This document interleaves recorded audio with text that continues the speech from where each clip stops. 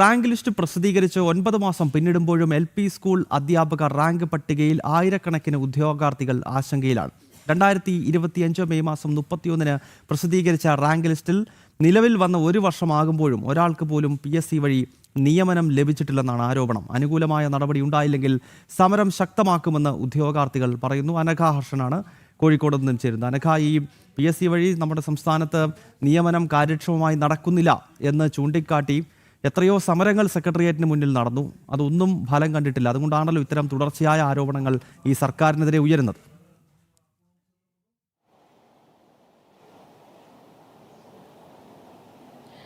തീർച്ചയായും ഗൗതം, ഈ CPM സംസ്ഥാന സെക്രട്ടറി MV ഗോവിന്ദന്റെ നേതൃത്വത്തിൽ നടക്കുന്ന ജാഥയിൽ ഉടനീളം ഇവർ ഉന്നയിക്കുന്ന ഏറ്റവും പ്രധാനപ്പെട്ട ഒരു കാര്യമുണ്ട്. സർക്കാരിന്റെ നേട്ടമായി ചൂണ്ടിക്കാണിക്കുന്ന ഒന്നാണ് PSC വഴി നിയമനം. അത് ദ്രുതഗതിയിൽ സംസ്ഥാന സർക്കാർ നടപ്പിലാക്കുന്നുണ്ട് എന്നുള്ളതാണ്. ആ ജാഥയിൽ ഉടനീളം അവർ വലിയ പ്രചരണമാണ് നടത്തുന്നത്. പക്ഷേ അത്തരത്തിലുള്ള പ്രചരണമൊക്കെ എല്ലാം തന്നെ പൊള്ളയാണ് എന്ന് തെളിയിക്കുന്ന വാർത്തയാണ് ഇപ്പോൾ പുറത്തു വന്നുകൊണ്ടിരിക്കുന്നത്.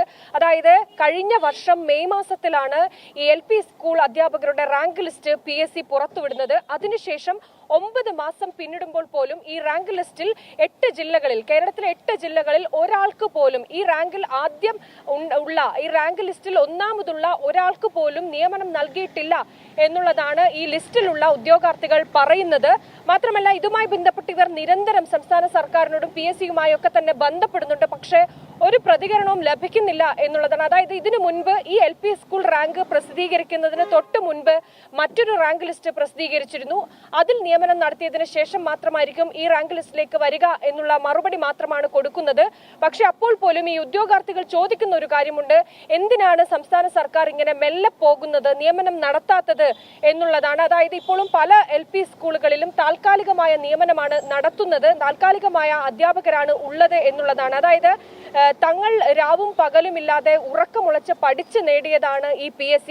ആ PSCയിൽ ലിസ്റ്റിൽ ആദ്യം തന്നെ ആദ്യത്തെ 1 മുതൽ 10 വരെ ലിസ്റ്റിലുള്ള ആളുകൾക്ക് പോലും നിയമനം നൽകുന്നില്ലെങ്കിൽ പിന്നെ എന്ത് പ്രഹസനമാണ് PSC ഇത്തരത്തിൽ നടത്തുന്നത് എന്നുള്ള കാര്യമൊക്കെ തന്നെയാണ് ഈ ഉദ്യോഗാർത്ഥികൾ, ജയിച്ചിട്ടുള്ള ഈ ലിസ്റ്റിൽ വന്നിട്ടുള്ള ഉദ്യോഗാർത്ഥികൾ ചോദിക്കുന്നത്.